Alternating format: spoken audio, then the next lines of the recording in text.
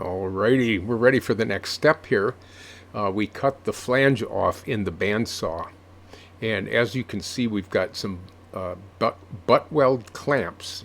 These are available from, I think I got these from TP Tools. You got to get the good ones.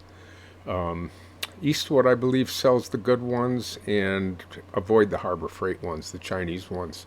You can see we'll put tape across the seam first to hold it from sliding laterally before we put the clamps in. And there's a little slug at the bottom of it when you tighten that wing nut at the top. It kind of clamps everything together. You see this one is ready, pretty much ready to be welded. We avoid welding where the gas cap's going to go, just so it just makes it a little harder. We spot it there, but we don't want it to warp or anything.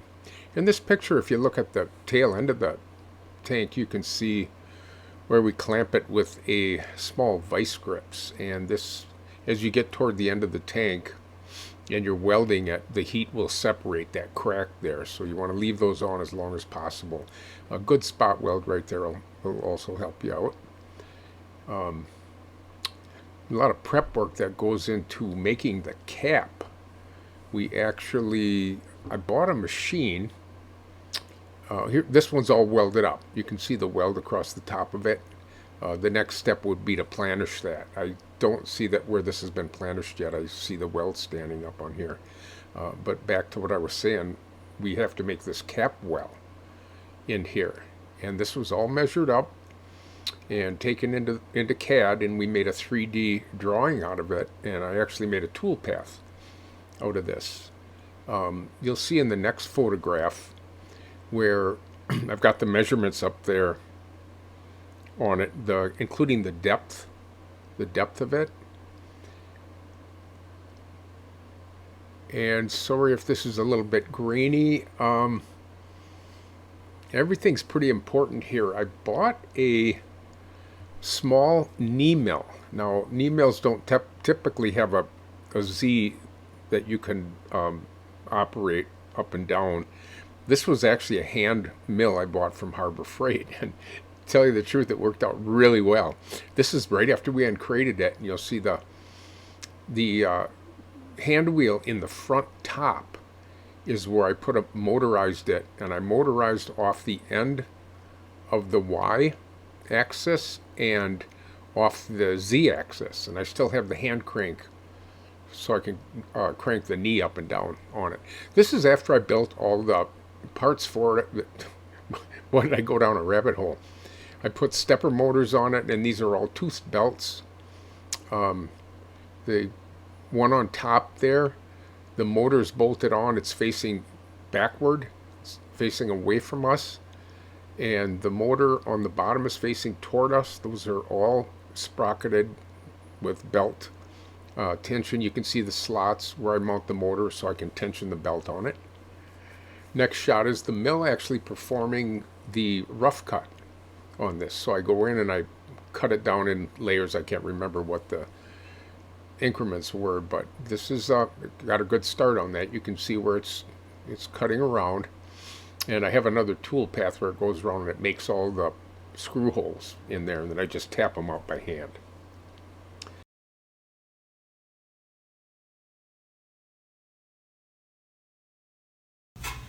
This is a continuation on the Ducati tank that we did a video on earlier. If you missed that one, I'd suggest watching that first Ducati Monster. And we're going to put the fuel cap in. I've spent a few days going around and just with the different dollies, hand planishing this out until it's perfectly smooth, or as close as I can get it.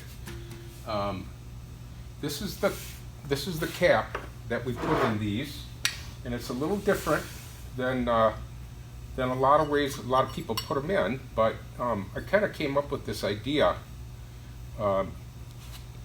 If you look, I've machined out the inner well for this, and it aligns with all the screws in the cap. It has a drain that goes through one of the ports, and the vent, which is right here, it vents through the top of the cap down through here, and it goes out the back of the tank and hooks up to the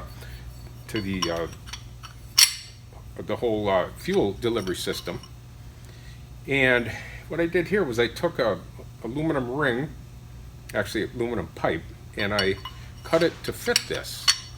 And what I did was I took this little, think of this as a valve on an exhaust valve or an intake valve on a four-stroke engine, and think of this as the valve seat right here. I cut these at the same angle, maybe 1 degree interference angle on this, and these fit together. And the idea of this is this fits in here like so. Real tight fit, real close tolerance fit. And then we align this. I have a tool that aligns this before we bolt this together. I leave that tool in there and then tape the tool to the top of the tank so it stays in the right spot. I should say before we do that, we put aerospace, it's a 3M product, aerospace sealant. It's a 2-part and it remains flexible. Aerospace sealant. And this little container here was pretty expensive, but it's something necessary to do something like this, so we employed this in that. And once we get the ring slathered up with that on this side, we go back on the inside and we slather it around the inside of that opening where the outer ring is going to seat up against the bottom of the tank.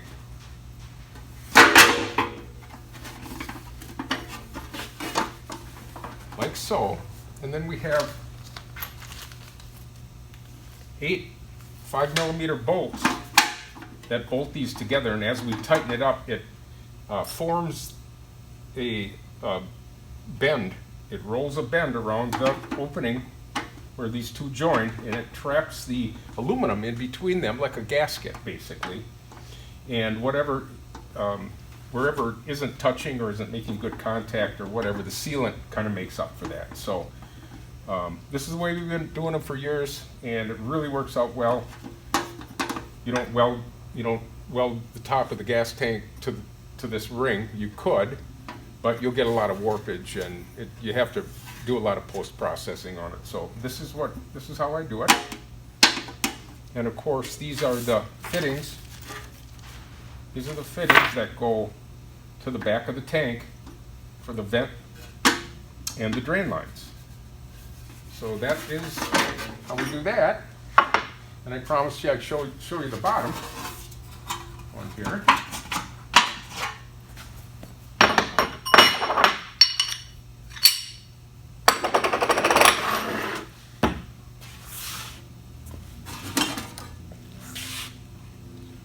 This is that bottom piece we made up. Fits around the air box. And this was all welded up from pieces. And we welded it for the best results. We weld it from the inside of the tank, I should say, which is the outside, the way we're looking at it here. And then it fits into the tank like so. This still needs to be trimmed around the back. But just to give you an idea.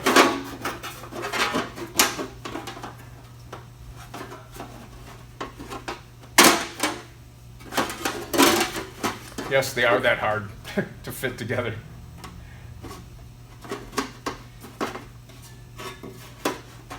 And then we have some strips that go into here.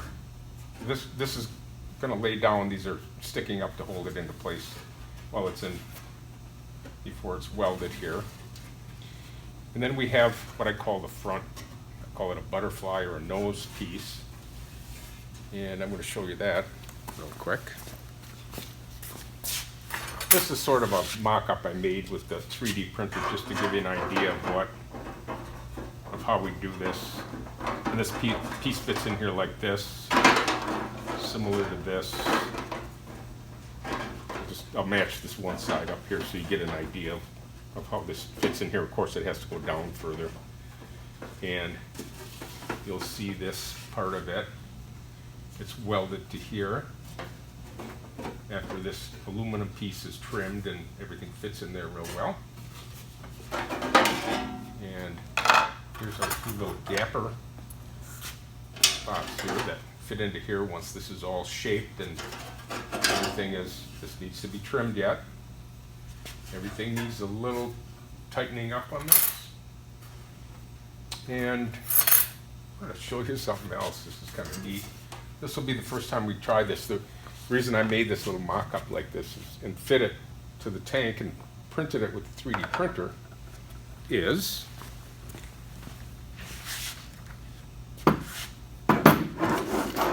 don't let anybody tell you there's not a lot of work that goes into making one of these things. I 3D printed a press mold for this. I do this on a number of different parts of my tanks. I'll print a press mold for it, and I use different methods when I press them together. Some of them I'll use like a 1/2-inch bolt, and I'll screw the two pieces together, and it draws them into each other and squeezes the metal into the part. So this is the approximate shape of what the metal part that goes in here. What I'll do first is I'll hammer this into here, and I'll get it centered, give it kind of a head start, and this has to bend two different ways. Let's try it like this. This has to bend along the front in this direction, like so, and these have to make compound curves, compound bends as this comes down. So there's a tough little spot in here where that metal has to really get worked here, and when this comes down in here, we've got a little leftover material here on purpose, and this presses the part together like so, and that's our basic shape. Now as I hammer and hand shape this into here, we're going to alleviate any wrinkles in here. These are formed when you take a flat sheet and you try to press two together. Even a aluminum press, you have to do it in more than one stage. You do it in several different stages, or at least 2 or 3 stages on here. My first stage is to actually hammer it in using wooden and 3D printed hand forms that I'll use for this. So we'll get this started in this direction so that it's basically starting out being formed. We'll shrink it where it needs to be shrunk in here before I even attempt to press this together. So this isn't as easy as it looks. This is going to be kind of a long drawn out affair here to make this piece, but that's sort of how we plan on doing it. This is the first time we've tried this on this tank, but I've got quite a bit of experience making these press forms like this, so I don't see any problems with that. So that's we employ 3D printing in our shop. 3D scanning and 3D printing. It's actually pretty simple once you get the hang of it. And what we try to do is make everything as simple as possible. And we make more than one of each kind of tanks. I actually do this as a business, as a full-time business. So when we're making something, we're investing in the next customer's gas tank also. We're investing in our time because we spend a lot more time doing this, but in the long run it works itself out because we don't spend the time welding pieces together and sanding and filing and a bunch of other stuff. So you probably recognize the shape of this piece. We did a video on annealing several days ago, and this was the part that we annealed for it. So we brought this down to a 0 hardness or softness. And then what we do is we insert the part in here, and very carefully, we don't start out by just pressing the two together. That doesn't work. In industry, they normally have a 2 or 3 stage press simulation where they'll go through and they'll press it down a certain amount, then they'll press it again. What that does is it alleviates any stress wrinkles in it as it's coming down. So if you try to press this all in one, you'd have wrinkles, basically just like this paper. If you see here all these wrinkles in the paper, that was just to push it down in there and get the preliminary shape on it. So what I did, and I do this quite a bit, is I'll take a tool that will help me form it in there, and this is a hammer handle with a rubber handle on it, and I'll drive this in with another hammer, either a shot-filled hammer, something that fits in between here, that fits between the part. We don't want to go at this thing real fast, we just go at it real slow, kind of give it its initial shape. Then we'll kind of watch all the edges on it, and we'll trim those edges back as it's folding out into its shape, making sure that we give it enough material. We don't have to start over from scratch, but we're slamming this thing down in here, and we're trying to get this compound shape. This compounds in several different directions at once, so this is kind of a real stickler piece right here. And then what we'll do, we'll insert the top die.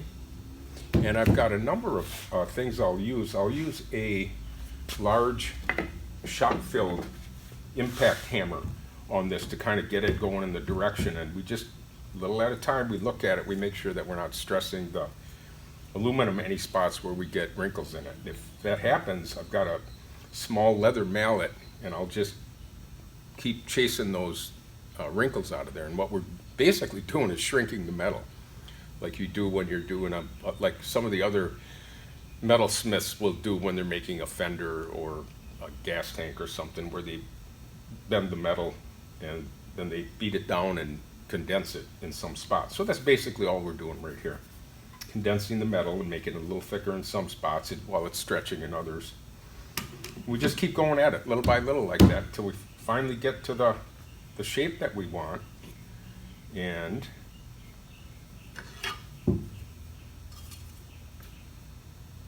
that's the result. Now what we'll do is we'll take this in for last trimming on here, where we'll shape everything. And this is sort of the nomenclature of this is sort of where this piece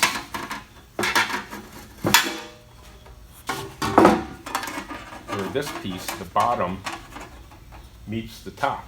On here you can see where this is welded along the bottom over here, and this will weld the top, and that basically blanks off that front of the gas tank. So that's how we do it. I invite anybody that's got any ideas or questions, put them in the comments below. As you know, I answer all my comments. So we will see you in the next installment of the Ducati gas tank, where we will be actually installing that piece. So thanks for stopping by the shop. We'll see you next time.